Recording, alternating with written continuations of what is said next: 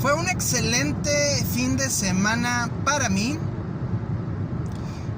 Nos tocó ir a ver el jueves. Fui con mi esposa a ver la obra 2222 de el director, productor, escritor y actor Odín Dupeirón. Dupeirón se ha hecho de una reputación muy importante con algunas obras teatrales un tanto minimalistas y varios monólogos bastante interesantes, bastante afines para la reflexión. Curiosamente coincide con mi lectura del libro The Coddling of the American Mind del escritor Jonathan Haidt. Haidt básicamente expone tres ideas que de alguna manera, bajo su punto de vista, y coincido hasta cierta forma, afectaron fuertemente la mentalidad de las juventudes estadounidenses en décadas recientes. Haidt señala tres premisas, por así decirlo. El tema de que lo que no te mata te hace más débil, es decir, protege a las juventudes de las cosas extrañas o las cosas agresivas. También el tema de déjate guiar por tus emociones, lo cual me parece reprobable. No sé si recuerdan esa película de Intensamente, en donde una chica adolescente es totalmente dominada por sus emociones. No hay un cerebro, no hay un razonamiento, todo son emociones. Creo que tiene mucho que ver con lo que señala Haidt. Y el otro tema es el de nosotros somos los buenos y los demás son los malos. Algo de la polarización que ya hemos conocido y ya hemos vivido. Si ven la obra 2222, bueno, tiene mucho que ver precisamente con la toma de decisiones, con el hacerse responsable uno de sus decisiones. Lo he señalado varias veces. Como alguien que se especializa en la toma de decisiones, tienes que aprender que no hay decisiones perfectas, que no vas a terminar satisfecho o contento al tomar decisiones. Algunas sí, pero la mayor parte de las veces esto no sucede ni podría suceder. La toma de decisiones es un proceso de madurez y de asumir consecuencias y de hacerse responsable. Conecto estos dos temas con mi ida a ver la película El teléfono negro del director Scott Derrickson, que es un director importante. Dirigió la película El exorcismo de Emily Rose, una película bastante buena, visualmente interesante. Y dirigió la película de Doctor Strange, la primera, que también es buena, que es más centrada en sí misma, enfocada en sí misma, y no estos crossovers que les encanta hacer a Disney con Marvel actualmente. Y por otro lado, estamos hablando de una historia extraída de un cuento del escritor de cómics y de novelas y de cuentos cortos Joe Hill. ¿Quién es Joe Hill? Ni más ni menos que el hijo del legendario amo del terror, maestro del terror y del suspenso, Stephen King. Joe Hill optó por no usar el apellido de su padre, de su muy famoso padre, para hacerse una carrera él mismo, primero como escritor de cómics y después como escritor de cuentos y de novelas posteriormente. Y vemos que poco a poco se ha consagrado Joe Hill con su nombre propio. Muy admirable que haya optado por hacerse su propio camino. Cambió su nombre, cambió su apellido para no relacionarse con Stephen King.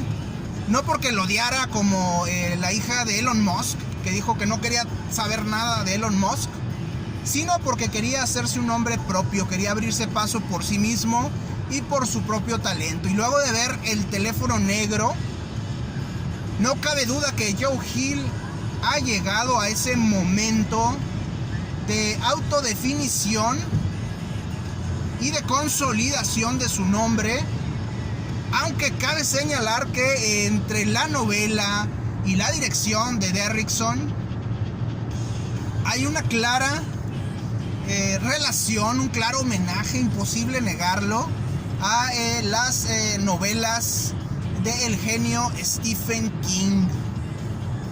Fuimos a ver el Horror Fest el fin de semana, llevé a mis hijas, fui con mi esposa, y obviamente tiene mucho que ver con la obra de Stephen King.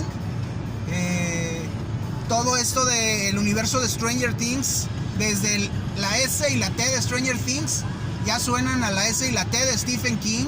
Y bueno, toda la serie tiene mucho que ver con el universo de los 80s, pero obviamente centrado en la mitología de Stephen King. Y El teléfono negro precisamente se sitúa en un Denver de 1978. Se sitúa en un tema que es muy recurrente por parte de Stephen King y que también es recurrente en Stranger Things: el robo o la desaparición de menores de edad.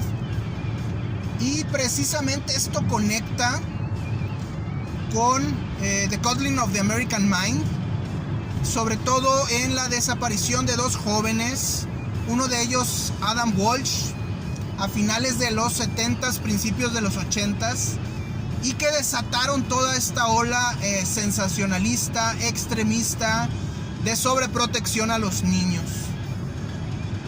Le decía yo a mi esposa, platicando después de ver la película y después de haber visto la obra y durante la lectura de este libro que he estado haciendo, que cuando yo era niño recuerdo que llegaba a la escuela. Para empezar, iba a la escuela yo solo.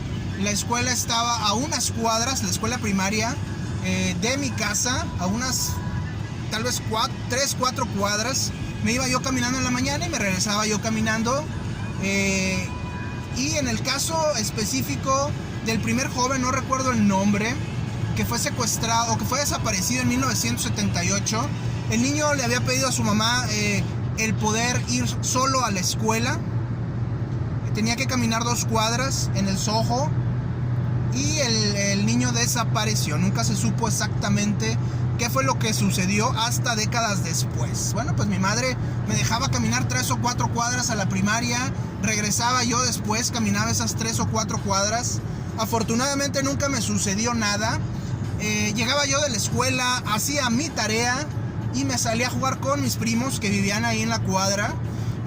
Había una construcción, estaban las paredes y había mucho material de construcción ahí en ese lugar que duró solo por años.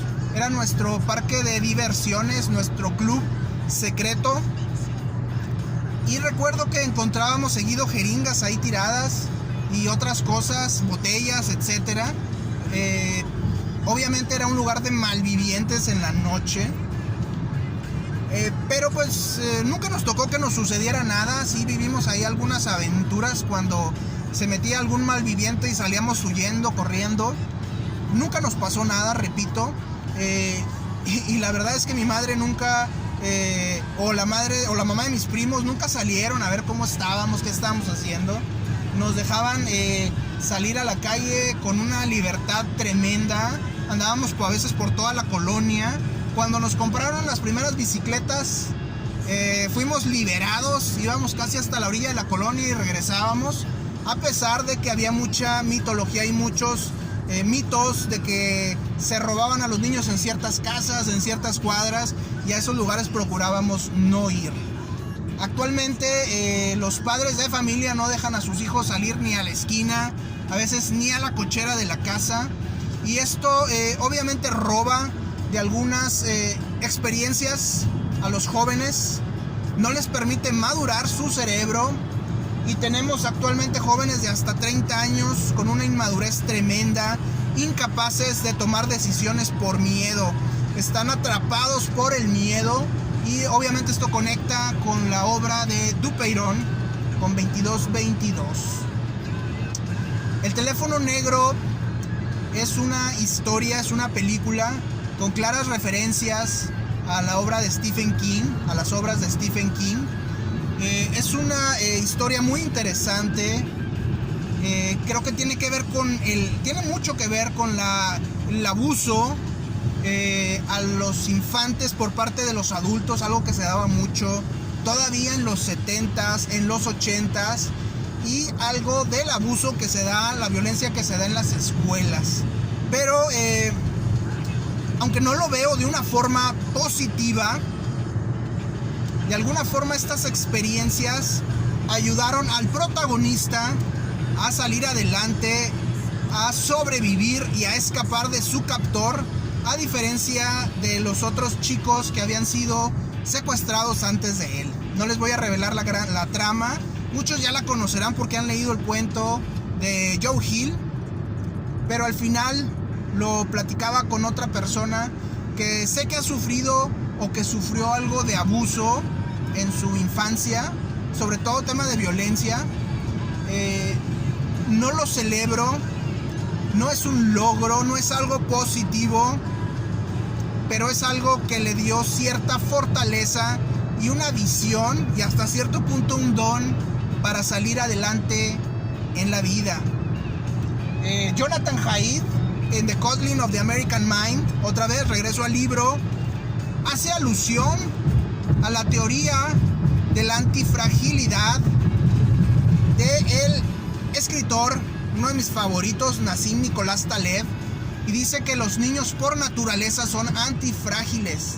Tienen que recibir ese estímulo, esa información del exterior, no para venirse abajo, no para sobrevivir, sino para crecer y desarrollarse, volverse más fuertes, volverse personas más robustas, que puedan enfrentar a la vida, a la realidad, a la incertidumbre, a la duda, a muchas cosas de lo que las juventudes actuales se paralizan o están aterrados de enfrentar.